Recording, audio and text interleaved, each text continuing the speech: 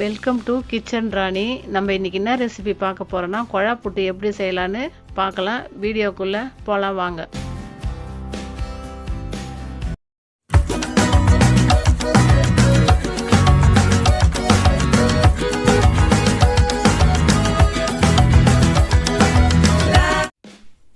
புட்டு செய்கிறதுக்கு முதல்ல ஒரு பாத்திரம் எடுத்துக்கலாம்.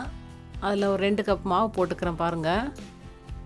2 கப் மாவுக்கு தேவையான அளவுக்கு சால்ட்டு ஒரு பவுலில் கரைச்சி பாருங்கள் எந்த அளவுக்கு நான் சால்ட்டு போடுறேன்னு சொல்லிட்டு. அது நல்லா தண்ணி ஊற்றி கலக்கலாம். கலக்கி நல்லா தண்ணி தெளித்து நல்லா மாவு பிசைஞ்சிடுங்க. சுடு தண்ணி தேவையில்ல, பச்சை தண்ணியே போதும். நல்லா கிளறி விடுங்க மாவை. நல்லா கிளறி விட்டு தட்டு போட்டு மூடி ஒரு 1/4 ஹவர் இருக்கணும். வெயிட் பண்ணணும். அப்போ தான் மாவு மறுபடியும் அந்த ஈரத்தெல்லாம் வலிச்சிட்டு மறுபடியும் கொஞ்சம் தண்ணி தெளிக்கும் போது தான் மாவு புட்டு ரொம்ப சாஃப்டாக வரும். இல்லைன்னா வரன்னு இருக்கும், அடைக்கிற மாதிரி இருக்கும். பாருங்கள் நான் எந்த அளவுக்கு தண்ணி தெளித்து மாவு பிசைகிறேன்னு சொல்லிவிட்டு. இப்போ நல்லா கையை போட்டு நல்லா அழுத்தி விட்டு ஒரு தட்டு போட்டு மூடி வச்சிடலாம். தட்டு போட்டு மூடி ஒரு 1/4 ஹவர் விட்டுடலாம் வெயிட்டில். அது ஒரு மிக்சிங் பவுலில் ஒரு தேங்காய் தேவையான அளவுக்கு தேங்காய் எடுத்து நல்லா நைஸாக திருவுன மாதிரி அரைச்சிக்கிறேன் பாருங்கள். நம்ம காய் சீவத்துலன்னா பத்து தனித்தனியாக இருக்கும். மிக்ஸி ஜாரில் போட்டால் நல்லா நைஸாக இருக்கும் சாப்பிட்றதுக்கும். பாருங்கள் நான் எந்த அளவுக்கு நல்லா கொஞ்சம் பூ மாதிரி அரைச்சி எடுத்துக்கிறேன். தேங்காய் பத்தையை போதும். இந்த அளவுக்கு அரைச்சிது.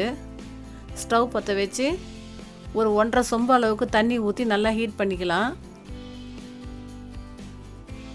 பாருங்கள் ஒரு 1.5 சொம்பு தண்ணி ஊற்றினா போதும். அதில் ஒரு அரைக்கு மேலே இருந்தால் போதும் தண்ணி. தண்ணி நல்லா சூடானதுக்கப்புறம் நம்ம குழா புட்டில் கொஞ்சமாக தேங்காய், அதுக்கப்புறம் மாவு இதெல்லாம் வச்சுக்கலாம். மறுபடியும் கொஞ்சம் தண்ணி தெளித்து நான் எந்த அளவுக்கு பிசைகிறேன்னு பாருங்கள். ஏன்னா நான் முதல்ல தண்ணி தெளித்து பிசைஞ்சதெல்லாம் அந்த ஈரெல்லாம் இழுத்துச்சு. மறுபடியும் நீங்கள் 2வது தண்ணி தெளித்து பிசையும் போது தான் புட்டு ரொம்ப சாஃப்டாக வரும். சாஃப்டாக அடைக்காது, நல்லாயிருக்கும் சாப்பிட்றதுக்கும். பாருங்கள் மறுபடியும் நான் கொஞ்சமாக ஏலக்காய் தூள் இதிலே போட்டுக்கிறேன். இது கேரளா ஸ்டைலுங்க. நம்ம ஊரில் சென்னையில் அப்படியே இட்லி பாத்திரத்தில் வச்சு வேக வைப்பாங்க. இந்த கேரளா ஸ்டைல்னும் போது இந்த குழா புட்டில் போட்டு செஞ்சால் அது ஒரு நல்லாயிருக்கும் பார்க்குறதுக்கும். குழந்தைங்களாம் நல்லா விரும்பி சாப்பிடுவாங்க. இப்போ கேரளாக்காரங்கன்னா அவங்க இந்த கடலைக்கறி இந்த மாதிரி வச்சு சாப்பிடுவாங்க. நம்மளுக்கு அதெல்லாம் செட் ஆகாது இல்லையா. நம்மளுக்கு என்னது வாழைப்பழம், சர்க்கரை இதுதான் நம்மளுக்கு பிடிக்கும். பாருங்கள் நான் ஒரு 2 ஸ்பூன் தேங்காய், திருவுன தேங்காவை அதில் போட்டுக்கிறேன். கொஞ்சமாக மாவு போட்டுக்கிறேன். மாவு ரொம்ப அழுத்தம் கொடுத்துடக்கூடாது. அப்படியே பூ மாதிரி உதிரியாக தான் போடணும் மாவை. அப்போ தான் உங்களுக்கு புட்டு நல்லா வெந்து வரும். நீங்கள் போட்டு நல்லா இடித்து டைட் பண்ணிட்டீங்கன்னா புட்டு வேகாது. அப்படியே டைட் ஆகிடுச்சுன்னா உள்ளே மாவாக இருக்கும். மறுபடியும் நான் ஒரு 2 ஸ்பூன் தேங்காய் போட்டுக்கிறேன் பாருங்கள்.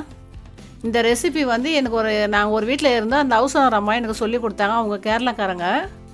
எங்கள் வீட்டில் ஒரு பாப்பா ஏஜ் அட்டன் பண்ணுறதுக்கு நாங்கள் இதை மாதிரி தான் செஞ்சோம். நிறைய செஞ்சோம். ரொம்ப டேஸ்ட்டாக இருக்கும் சாப்பிட்றதுக்கு. இந்த அரிசி ஏன் இந்த கலரில் இருக்குன்னா இது மாப்பிள்ளை சம்பா ரைஸு. இப்போ இந்த 2 நாளாக மழையில் கரண்ட் இல்லாததுனால வீட்டில் கரண்ட் கிடையாது. நான் மாவு மிஷினில் போய் அரைச்சேன். வீட்டில் அரைச்சிருந்தா அந்த வீடியோவை எடுத்திருப்பேன். இது ஒன்றும் பெரிய விஷயம் இல்லைங்க. நம்ம வீட்டில் இருக்க பச்சரிசி கூட, ரேஷன் அரிசி கூட நம்ம சாதத்துக்கு அரிசி களையிற மாதிரி களைஞ்சி சாதம் வடிக்கிற மாதிரி வடித்து விட்றணும். தண்ணியை வடித்து விட்டுட்டு மிக்சிலே கூட பவுட்ரு பண்ணிக்கலாம். இல்லை வேணுன்னா நீங்கள் மிஷினில் போய் கூட அரைச்சின்னு வந்துடலாம். அரைச்சிக்கின்னு வந்துட்டு கடையில் நல்லா வறுத்துட்டு இதே மாதிரி கூட நீங்கள் செய்யலாம். ரொம்ப டேஸ்ட்டாக இருக்கும் இந்த புட்டு. வறுத்து தான் செய்யணும், ரொம்ப நல்லாயிருக்கும். பாருங்கள் புட்டு வெந்துடுச்சு. இந்த வீடியோ பிடிச்சிருந்தா லைக் பண்ணுங்கள், ஷேர் பண்ணுங்கள், சப்ஸ்கிரைப் பண்ணுங்கள்.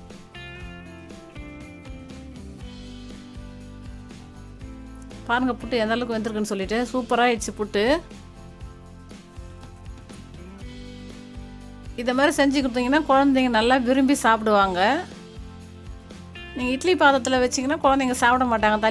அள்ளி கிணத்துலையோ தட்டிலையோ வச்சு கொடுத்தா சாப்பிட மாட்டாங்க. இது மாதிரி பார்த்தாங்கன்னா குழந்தைங்க நல்லா விரும்பி சாப்பிடுவாங்க.